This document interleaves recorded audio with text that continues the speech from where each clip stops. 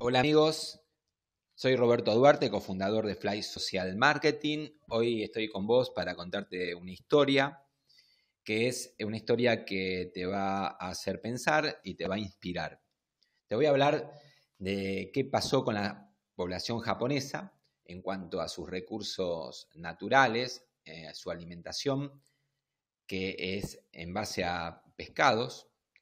Su alimentación tiene mucho que ver con la pesca que realizan. Al ser Japón una isla y está superpoblada, sus recursos naturales lo tienen que obtener del mar, del océano, ¿no? Que está rodeado de ese mar tan rico en peces. A diferencia del argentino, que nosotros, por ejemplo, consumimos carne vacuna, porque tenemos grandes campos, podemos tener un montón de vacas, incluso no solamente nos sirve para alimentarnos, sino para exportar. Lo mismo ocurre con el japonés, pero con el tema de los recursos de su mar, ¿no? Ellos están muy acostumbrados a comer el pescado fresco, y es más, tienen el paladar habituado a eso, ¿no? Como la población cada vez fue creciendo más y más, esos barcos tenían que ir cada vez más allá de la costa a pescar. Entonces, para poder obtener mayor cantidad de peces. Entonces, ¿qué pasó? La población veía en su paladar de que no era el mismo pescado el que se pescaba en la costa y se ponía a las pocas horas en la mesa, al que se demoraba quizás todo un día en traer, ¿no? Entonces, cada vez al crecer más la población tenían que ir cada vez más lejos esos barcos y se perdía ese sabor. Incluso tuvieron que colocar congeladores dentro de los barcos porque se demoraban muchos días entre viajar muchos kilómetros y obtener esa preciada recompensa que era la pesca para llevar a la mesa del japonés. Resulta que esos barcos cada vez eran más grandes, lo que llamamos barcos factorías, donde se procesaban los peces, se ponían en congeladores. Y bueno, el japonés no le gustaba eso. Entonces tuvieron que venderlo más barato. Bien. Entonces, ¿cómo hicieron las compañías para resolver ese dilema, no? Porque ellos cada vez tenían más gastos en ir cada vez más lejos y encima tenían que vender esa materia prima que ellos obtenían cada vez más baratas. Entonces se le ocurrió a las compañías colocar estanques en los barcos, grandes estanques donde tenían vivo al pez. Lo mantenían vivos, ¿no? Entonces, cuando resolvieron ese problema, la población japonesa siguió notando que el sabor seguía siendo diferente y no era del pescado fresco. A pesar de estar vivos, el pescado, estaba el pez vivo adentro del estanque, estaba aburrido, ¿no? Y bueno, esa palabra estanque tiene mucho que ver, ¿no? Quiero que la recuerdes.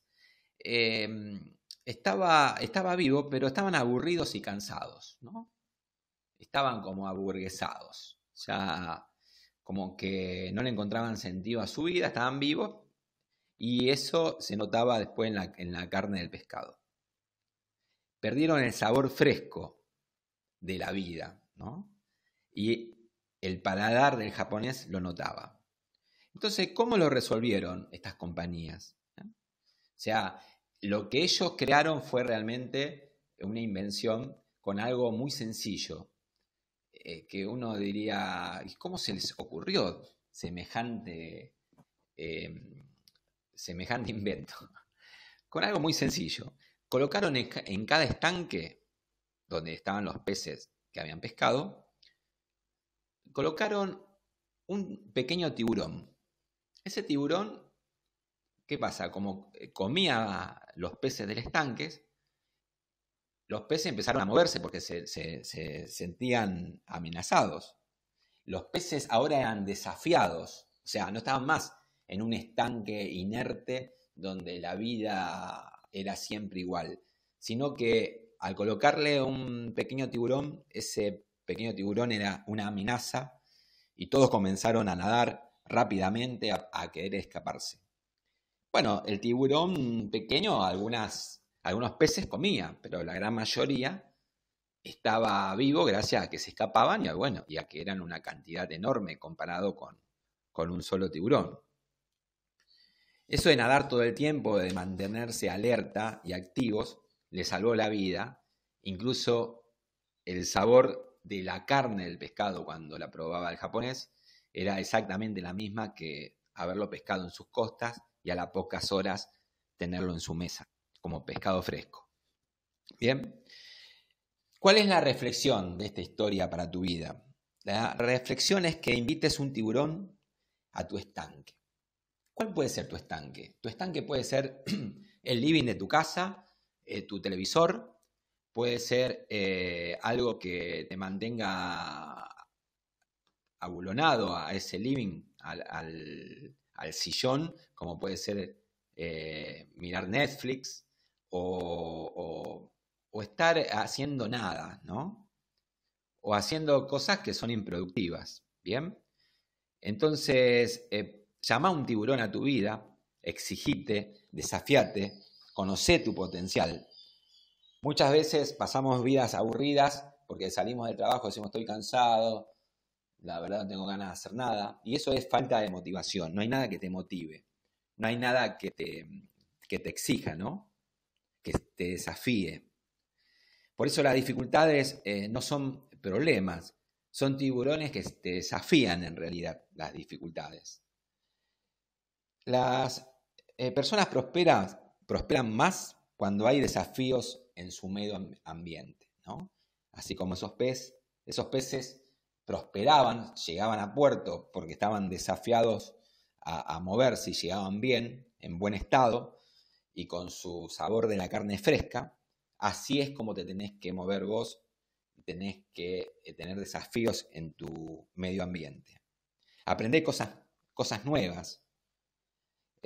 Por más que las cosas no anden bien, exigite para cambiar el auto, exigite para mudarte a una casa más bonita, exigite para ir con tu familia de vacaciones, exigite para llevar los chicos a un colegio privado, exigite. Pensá, ponete a pensar, tengo un solo ingreso, tengo 2 ingresos, no me alcanza, ¿cómo puedo llegar a tener 7 ingresos? Informate sobre lo que es el social marketing, que es el lugar ideal para aprender, crecer, crear y desarrollarte. ¿Cómo crear un sistema generador de ingresos? ¿Cómo crear un sistema, algo que esté por vos generando dinero y no vos generando el dinero? No trabajés por el dinero, sino que tenés el dinero trabajando para vos. Aceptá la abundancia en tu vida. No busques trabajo, créalo y aceptá la abundancia en tu vida. Tené una mente activa y buscá desafíos. Buscá tiburones que te mantengan todo el tiempo desafiante.